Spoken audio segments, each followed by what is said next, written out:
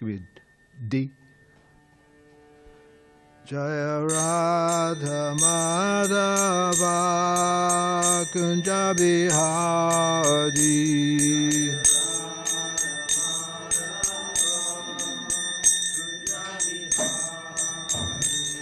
Jaya Radha Madhava Kunja Bihari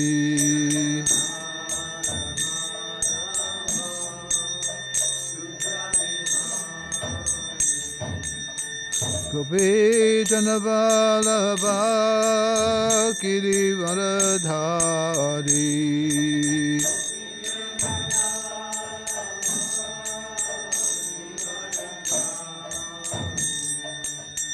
Gopi Janavalabha Kirivaradhari Gopi Janavalabha Kirivaradhari Yasodanandana Brajajanarandana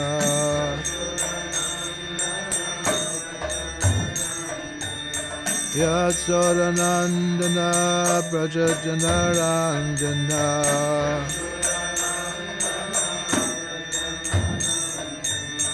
Jamunatira Vanachari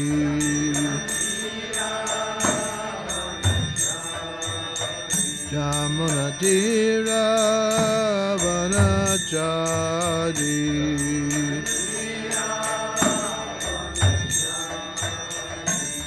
Jaya Radha Madhava Kunja Bihari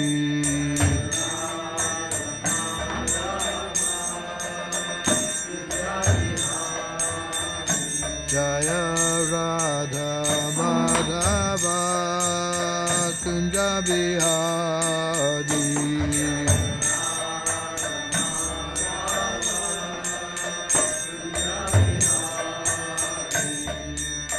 Hare Krishna Hare Krishna Krishna Krishna Hare Hare Hare Rama Hare Rama Rama Rama Hare Hare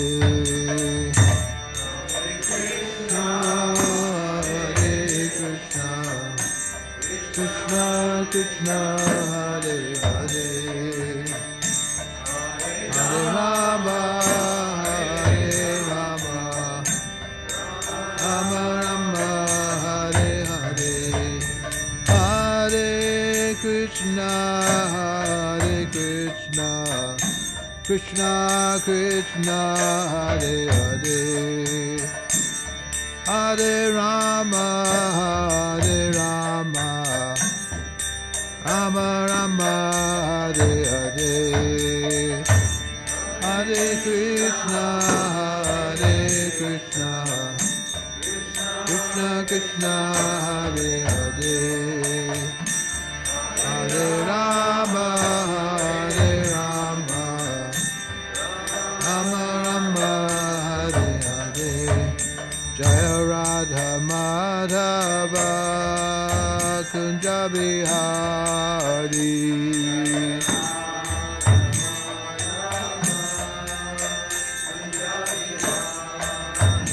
Jaya Radha Madhava Kunja Bihari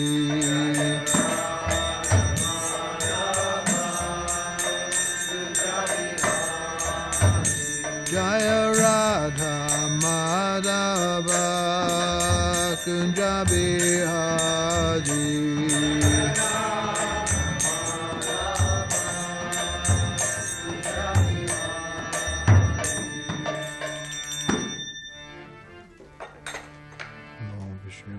Krishna Prasad Bhutale Srimati Bhaktivedanta Swami Nityananda Namaste Saraswati Devi Gaurvani Pacharni Nivasesa Srinivadi Pachata Desatarni. Can someone bring a Bhagavad Gita?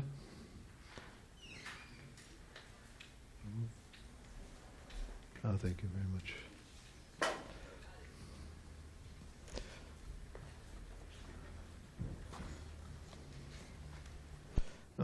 chapter C.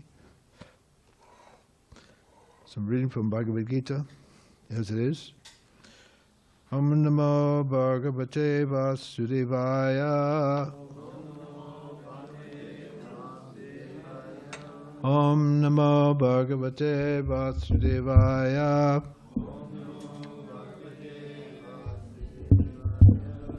Om Namo Bhagavate Vasudevaya.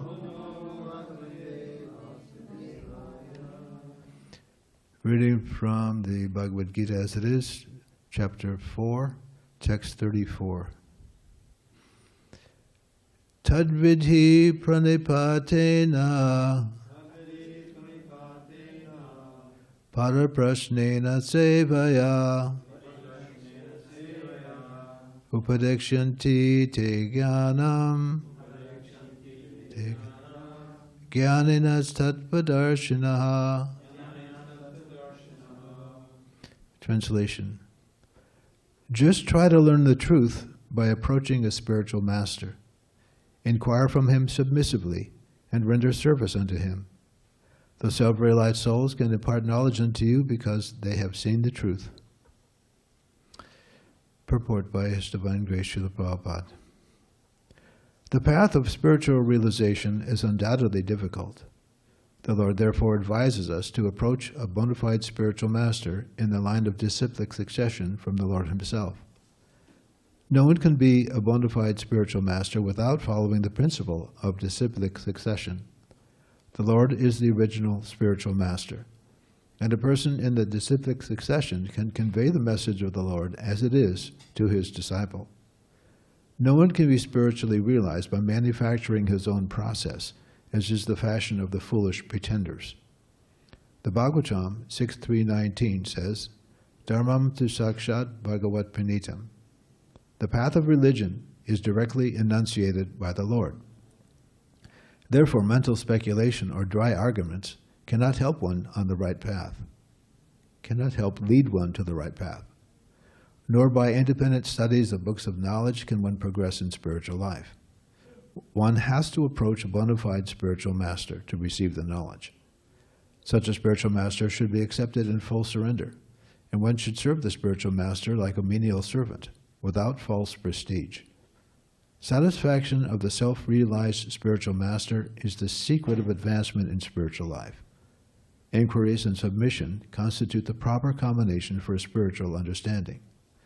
Unless there is submission and service, inquiries from the learned spiritual master will not be effective. One must be able to pass the test of the spiritual master, and when he sees the genuine desire of the disciple, he automatically blesses the disciple with genuine spiritual understanding. In this verse, both blind following and absurd inquiries are condemned. Not only should one hear submissively from the spiritual master, but one must get a clear understanding from him in submission and service and inquiries. A bona fide spiritual master is by nature very kind toward the disciple. Therefore, when the student is submissive and is always ready to render service, the reciprocation of knowledge and inquiries becomes perfect.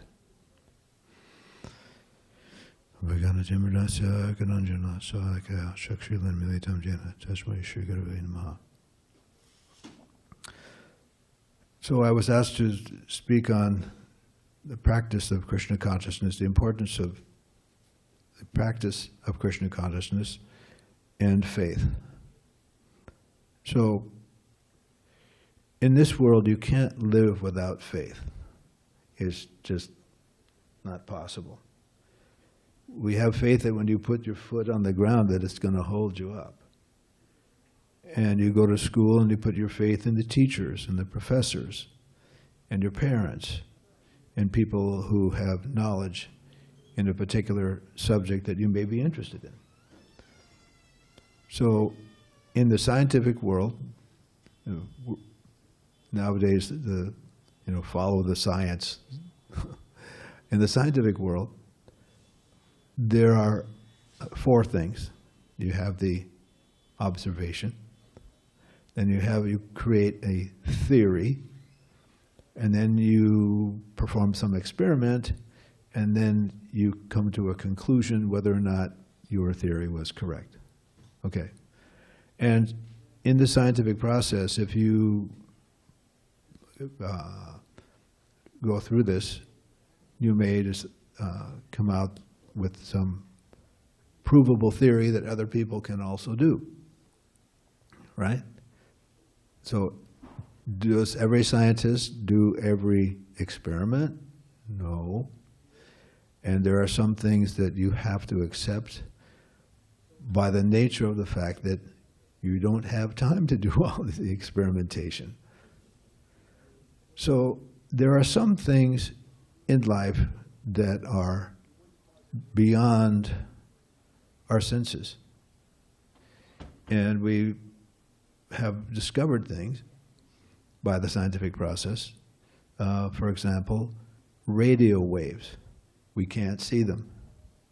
There are many things that we can't see. Okay, but we can see that there is some effect. There's something there.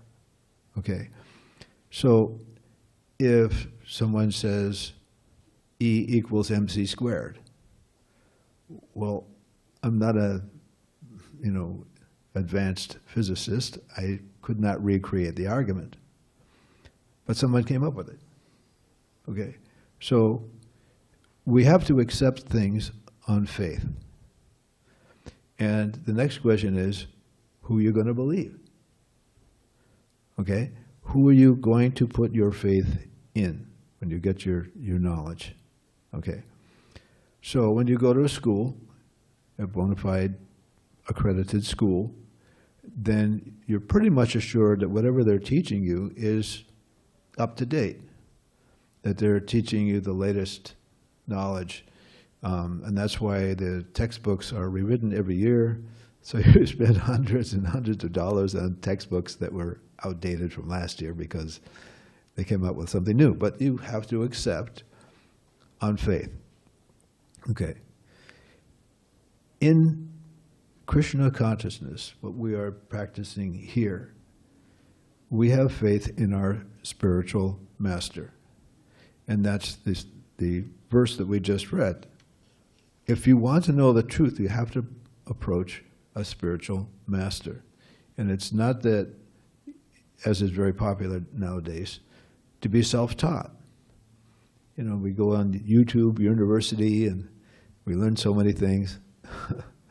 But in the spiritual process, there are secrets, there are open secrets, but we have to be able to accept it and live our lives according to things that we don't have direct perception of right now. When Srila Prabhupada was here, passed away in 1977, but while he was here, he exhibited a consciousness of Krishna that even his most advanced disciples could not fully comprehend.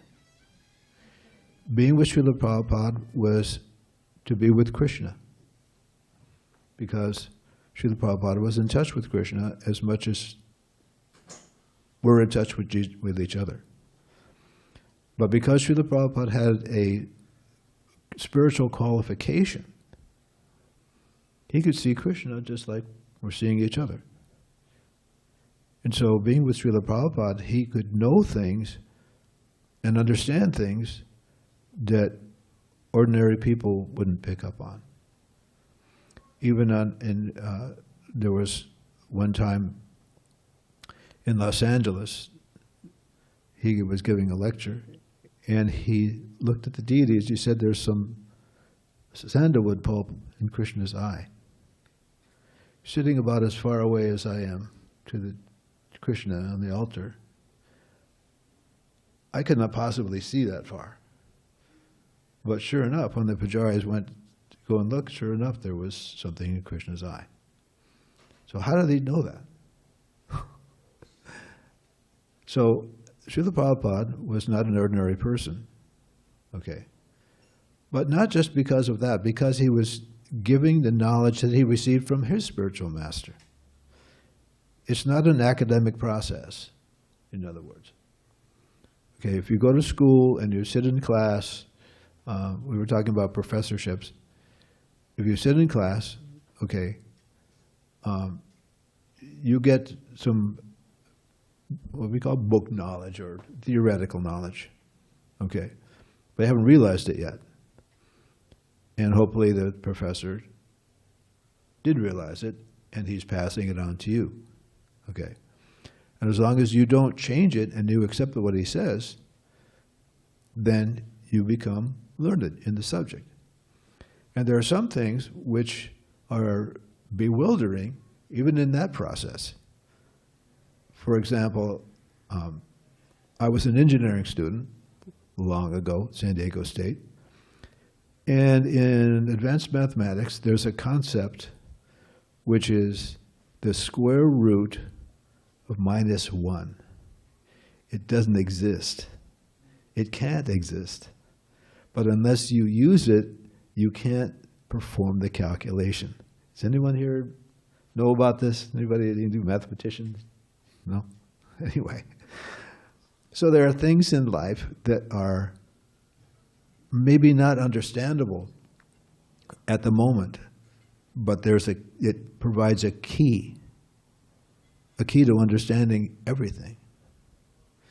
And so in spiritual life, the first concept is that we are different from our body.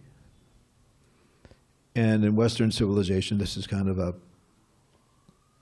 revolutionary idea. What do you mean? This is me, right? I'm this body. But if someone says, I'm a car, I'm a 1951 Ford, I was born in Detroit, and he calls some nice young men with clean white coats to take you away to the funny farm, because we're not a car, if I say I'm a car. But in a similar way, if I say I am this body, it's kind of the same thing, because my body is only here to carry around my consciousness. That's what we are, okay? And the consciousness is in the heart, okay? A lot of parts of the body are very important, but the heart is one of them. And that's where all the energies of the body come from. But we don't see ourselves. How do we know we have a soul? Okay? So in a similar way, because we were talking about radio waves, in a similar way, we can see the effect. Okay? Man's lying in the bed, dying, and all of a sudden, something changed. Something we couldn't see. He's suddenly lifeless. What does that mean? And if you go to a university, you won't find any class to tell what is exactly the difference between a live man and a dead man. The truth is that there is a entity within us which is ourself. And in the Vedas, okay, who has not heard of the Vedas of India? Maybe you have not heard of it. Okay, the Vedas of India, authoritative scriptures, tell us that the size of the soul is subatomic.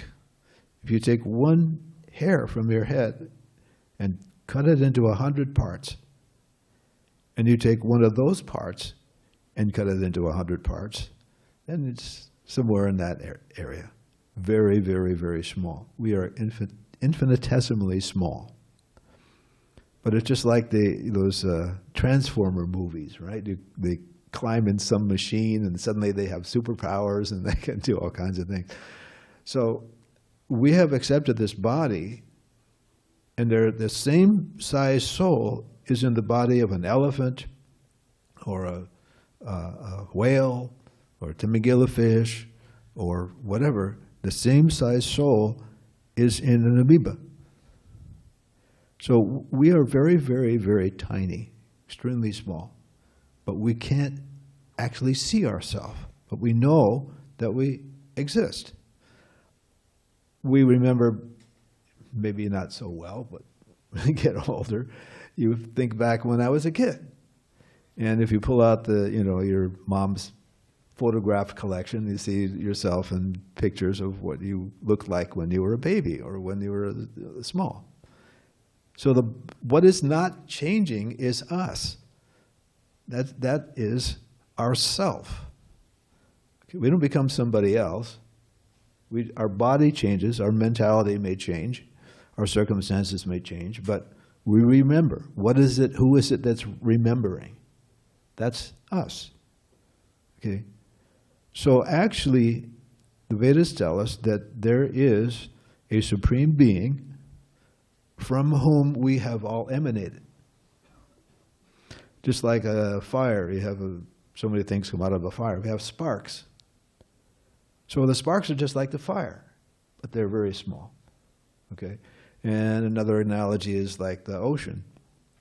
There happens to be one nearby. There's the drops of water that make up the ocean.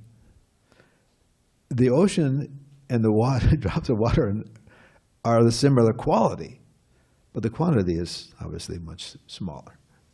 It's a crude analogy. But in spiritual terms, there is one supreme being.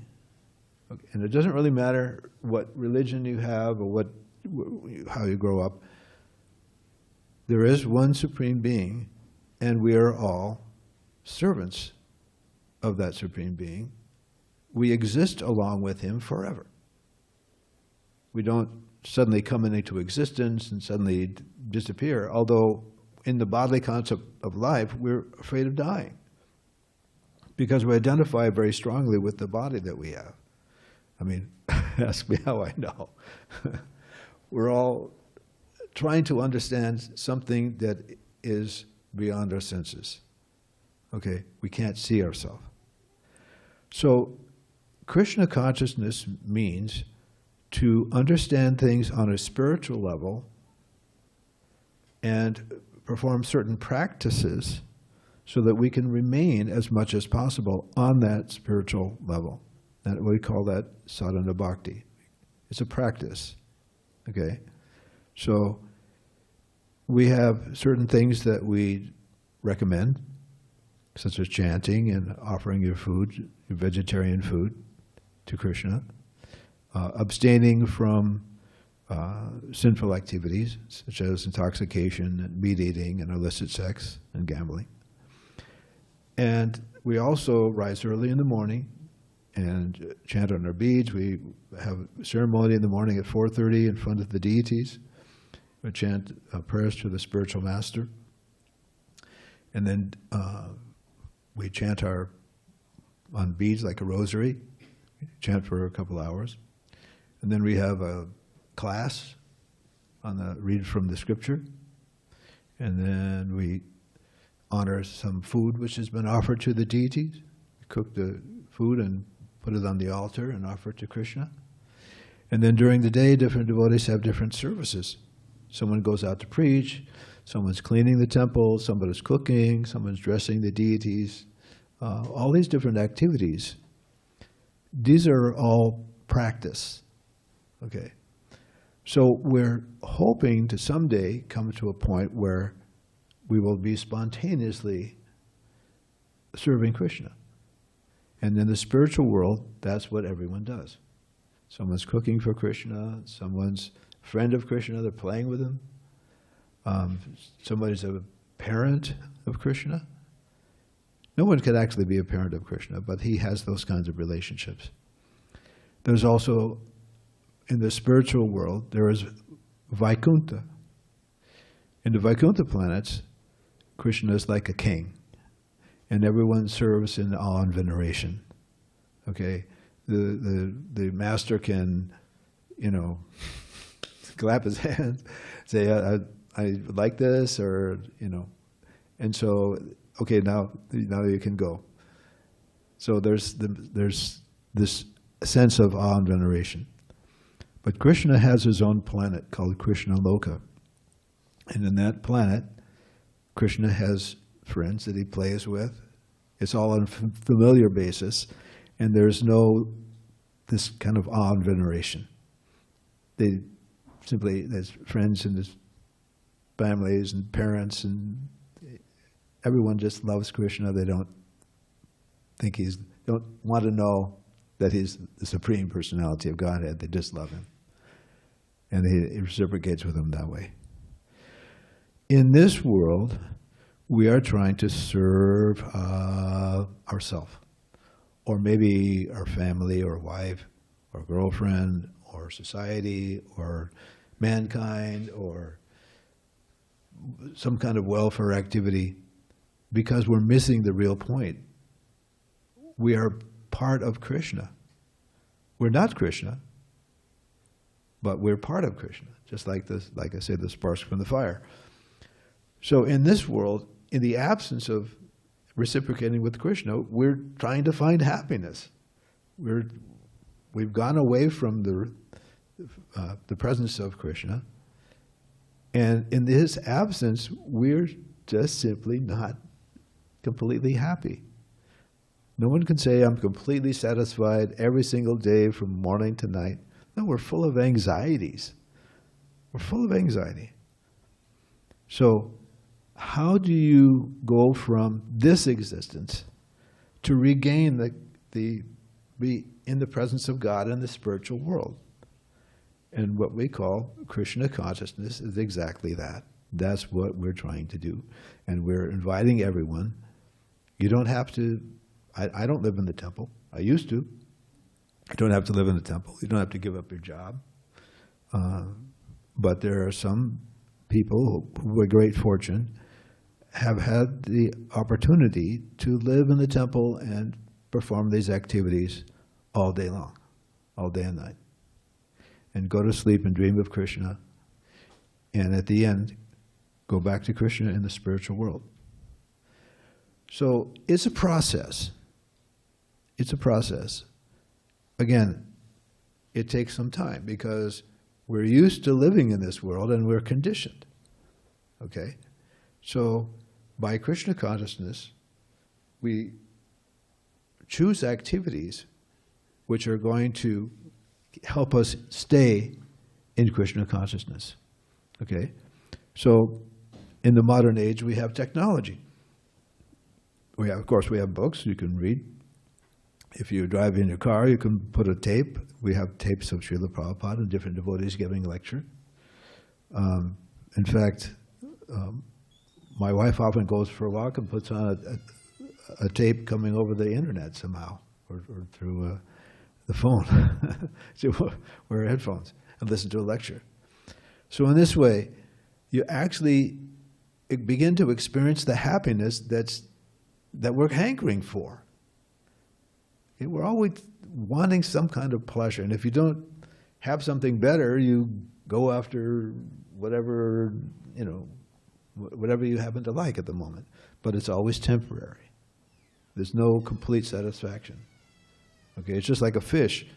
We take a fish out of water, give him a massage, facelift, tummy tuck, or whatever. Fish can't thrive unless they're in water. And similarly, the soul actually cannot feel full satisfaction unless we're in contact with Krishna through Krishna consciousness. It's like, and on the theoretical level, we read some book, oh yes, devotional service is the only way to understand God. But when you actually start doing some devotional service, then it's like the aha moment. I remember reading Bhagavad Gita, and it says on every page, the only way to understand God is to perform devotional service. So I didn't know what they meant. So I called the temple. I said, oh, why don't you come down on Saturday? We'll show you some devotional service. Okay, so I come down on Saturday. So I walk in the office and I asked them, what is this devotional service? Oh, just take this nice young man to the kitchen. Show him some devotional service. There was a mountain of pots. Aha, devotional service. Because it's for Krishna.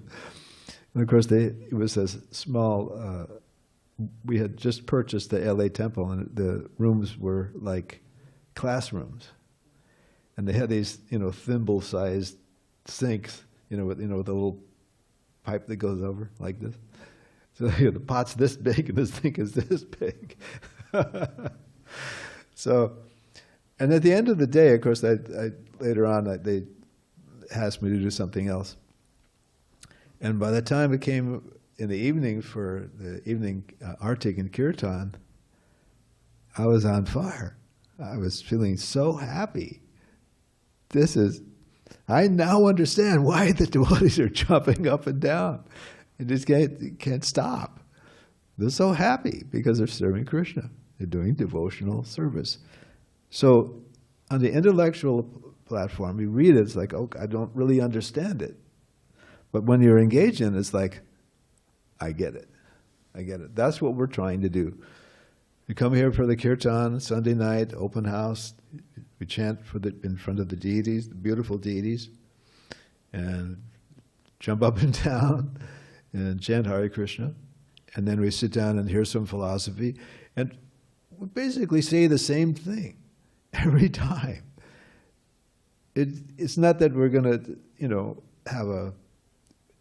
it's not like school, right? You have a syllabus and then, you go through all these, lessons and this and that. It's basically the same lesson. We're all servants of Krishna. And it never gets old. It's always enjoyable. And if you want to get into philosophy, we have so many books. You can study theology. You can, compare it to perhaps some religion that you grew up in. And you'll find, just like when you get to the top of a mountain, you look down to see where everybody else is at. So when you come to Krishna consciousness, then everything falls into place. You go, oh, that's why. Oh, that's why. For example, there's different kinds of mathematics. You start off in first grade. Okay, 1 and 1 is 2, 2 and 2 is 4. Okay. But you have to be careful, because if you walk in the classroom and say, well, actually, x plus y equals such and such, and they'll throw you out. So Krishna consciousness is the highest understanding. This is the actually postgraduate understanding of religion. Because what we think of as religion is actually hardly more than moral codes. Okay, there's really only one religion. Just like in the government, right? If you make up your own law, will anybody accept it? No. If you drive on the left side of the road, you'll get a ticket. Okay? So religion is made by God. If it's not coming from God, it's not religion. Okay? But in this age, people are very fallen, so sometimes you need some, like remedial math, remedial English, okay, to get people back on track. So we have many religions in the world, with different names, I won't name them, where people have gotten so far off the track that they need just something, anything, to bring them under the umbrella. And the Vedas of India are like that also. There's something for everybody, okay? In the Vedas, if you want a certain thing, you really have a strong desire, it's, I got to have a beautiful wife. So you can worship a certain goddess. And by doing the rituals and everything, then somehow it can happen. If you want to be wealthy, you might worship Kubera, you might some demigod, right? So it's kind of like bribery. But the point is that in the end, Krishna supplies whatever it is that you want. But in order to fulfill strong desires, maybe we don't really want to be Krishna conscious, but you want a certain thing. Okay, so the Vedas prescribe something for you. Okay, there's something for everybody.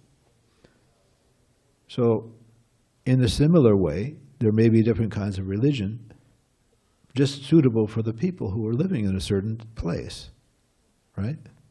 And nowadays we have transportation and global communication, so a lot of religions which were hidden in certain places in the world, like India, It is now being spread worldwide. And that's what Srila Prabhupada did. So, we have to understand things by hearing from someone. We have to understand things by listening to the proper authority.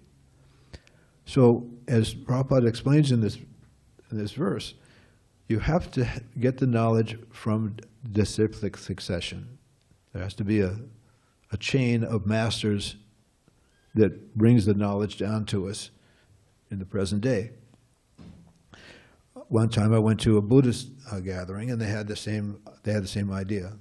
They have one prominent Buddhist, and he's the master, and then someone else becomes the next master, and it's like that. So there's a similar idea. So, who is that person? How do you know? How do you know that, where to find someone? Okay? Where are you going to, where can I find, such a person? In this age, there are so many people who can mislead you. There are so many, false religions, Jim Joneses, and who was that guy up in Rancho Santa Fe, the Hell Bop thing, and they all committed suicide because they followed David Koresh, Dravidians, because these people made something up. They weren't in a disciplic line. They didn't get the knowledge from somewhere. They were all self-taught. And they talked a good game, and they gathered some followers, okay? But they weren't a real guru, because you can't make it up. So by great fortune, the religions of India were pretty much stuck there, because the scriptures are written in Sanskrit, which is a dead language. Sanskrit is actually the origin of Latin and any other languages of the world, but it's not used anymore. And it takes 12 years to learn the grammar. Can you imagine that?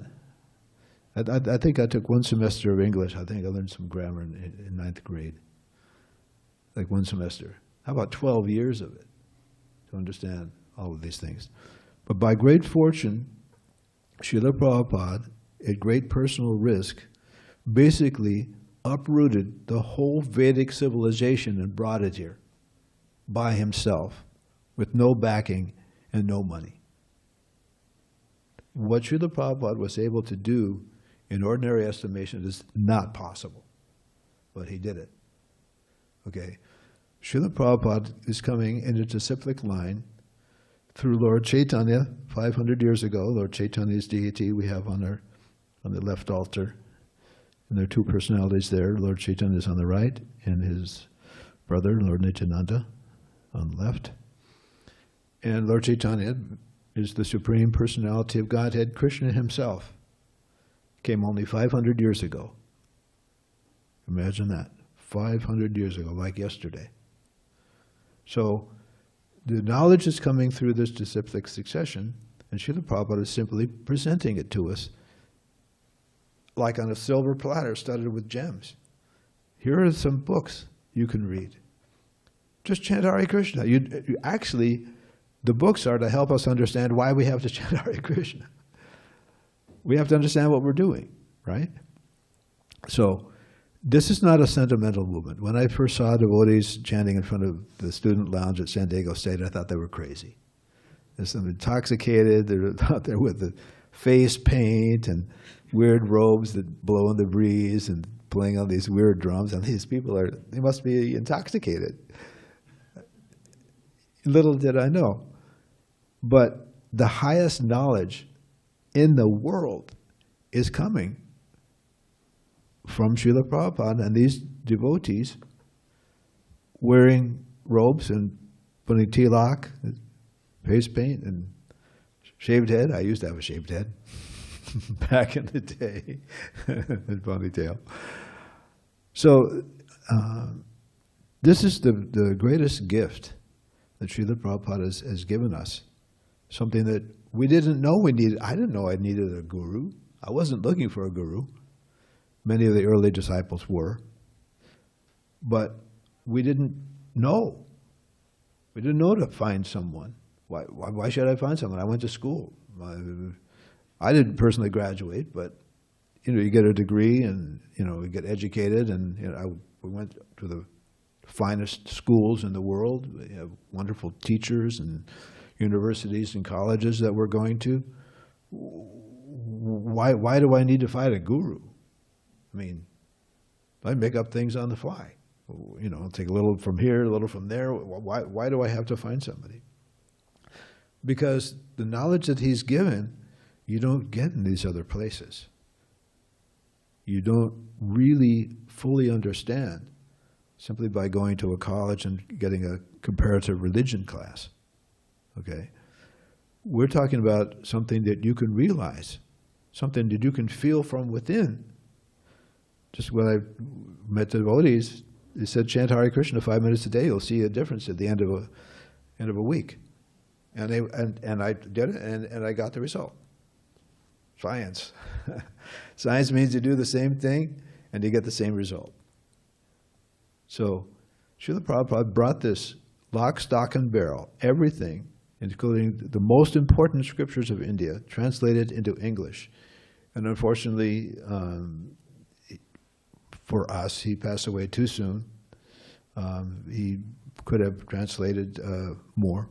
But what he was able to do within about 12 years, he made about 60 books, opened temple, over 100 temples all over the world with farm communities and schools, had over 10,000 disciples.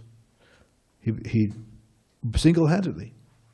Not only single-handedly, he didn't have any backing, and his godbrothers, unfortunately, dismissed him because he wasn't, part of their intimate group or whatever.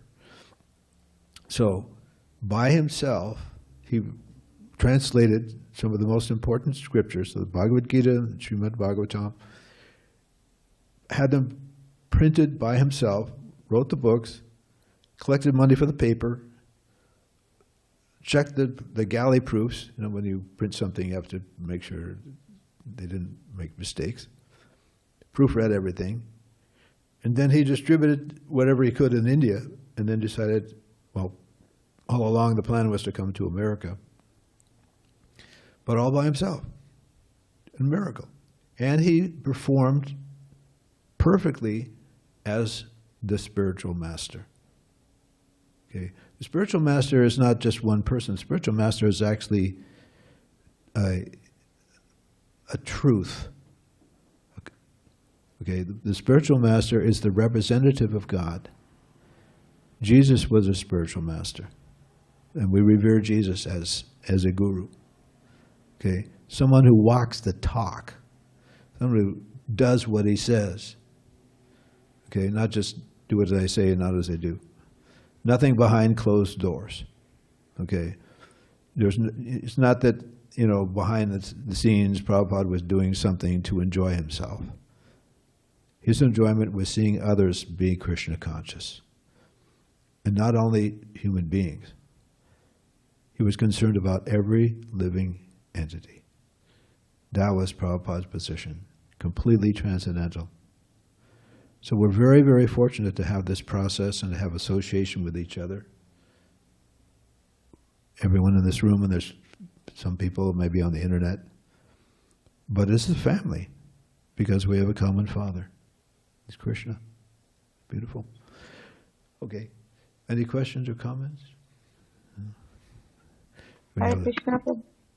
Hare Krishna. Hare Krishna. Very nice class, Prabhu. Thank you so much. When you just mentioned about the services, which is very true, the brahmacharis who live there, they do so much, endless services, cooking, cleaning, and other things. So if you want to ask someone if they are interested in helping out and doing any seva, they can meet Chris Prabhu or Tyler Prabhu for any seva that they want to do or help out, that will be greatly appreciated. So just they'll be benefited. So thank you so much. Hare Krishna. Yeah, I was going to say something about that. I was thinking on the way over. Making up devotional service is not necessarily devotional service. Okay? If you want to do something for someone, you have to know what it is they want. Okay? So if you want to do something for Krishna, we'd always ask, is it necessary? Do you need a certain thing? Just like we ask if you want to bring something for Krishna, you bring some unoffered food, maybe some rice or flour or milk or butter, or flowers or anything. So devotional service is something that you get from being requested, or like years ago when I lived in Los Angeles, devotees were joining a lot, and they would bring their cars, but I saw that they weren't being maintained. Being an old gearhead and shade tree mechanic, I volunteered, I'll take care of the cars. So we arranged like that. So if you have some desire to do something for Krishna, you can talk to Balaram or some other devotees. But generally speaking, just you come to the temple, you can bring something that's part of the program, some flowers or something, some donation for Krishna. And that, so that there's many wonderful devotees here using their talent for Krishna. Some are, like I say, preaching or cooking or whatever. And then we have our head pujari. He's also the treasurer. So doing the work of at least two people, Jayanidhi. So, any other comments? Question? Okay. Hare Krishna. Oh, we got someone on the internet. Oh. Yes, Hare Krishna, go ahead. Yes, Prabhu. Related to the purport, connected with the verse you chose for today, the quote is as follows. Quote, a bona fide spiritual master is by nature very kind toward the disciple, end quote. So Prabhu, my question is, very kind in what sense?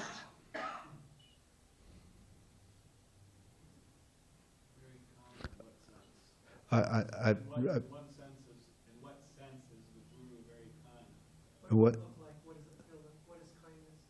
What is kindness? How is the Guru kind? How is the Guru kind to the disciple? What kind of kindness is this? The duty of the spiritual master is to enlighten his disciple.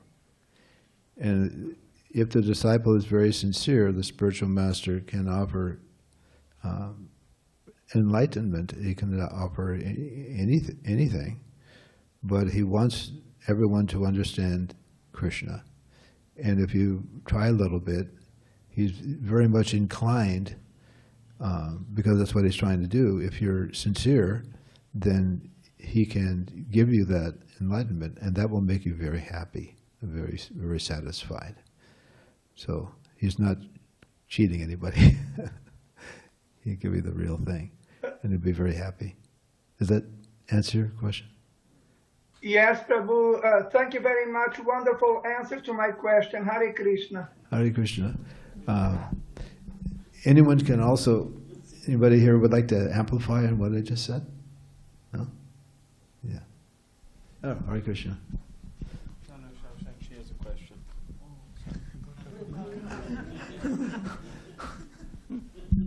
Thank you, Prabhu. It's actually just a reflection. I was thinking about how you said that God is, in all religions, it's all the same God. But it seems like the missing element is they don't know who God actually is. They put emphasis on, like what they say, Son of God, or like different, prophets. But God, that it doesn't really have a name too much in the religions, and they don't, glorify the name. And I was watching something on YouTube, a lecture from Prabhupada, and how he said, hallowed be thy name. And the first prayer for Christians, yeah, what is the name? That's like the missing element that Krishna consciousness provides, the form, the name, and that's what I was looking for. Very good point. A very good point. They have very scant information, unfortunately. But in some religions, they think that Jesus was God. Okay, some Christians don't, but but it's true. There's very little information, and to be honest, I'm not really sure why that is. Because think, well, maybe they're just not ready. I don't know. And there are many, theologies such as impersonalism, where, I'm God, you're God, and we worship Krishna just because it's convenient. But actually, when I come to the end, that you're worshiping me, unfortunately. But that's true. I mean, I grew up a Christian, and hallowed be thy name, the name of God is holy. But some have, Yahweh, or whatever. Somebody has some idea. So Prabhupada used to say, if you chant that name, if you have some actual name of God, you can chant that too. And we're not, we don't care this way, that way, But it's true that they really don't have a lot of information, And the other part of it is that Krishna consciousness is superior because we're actually taking our material desires and burning them up. And the sinful desires that we have are burning up, rather than simply confessing one day and then unable to change and doing it again on next day. So, thank you, Manata. Haribol. Okay, I guess the next part of the program, are we going to have kirtan? Yes. Okay, so I'll go to Prabhupada. Haribol.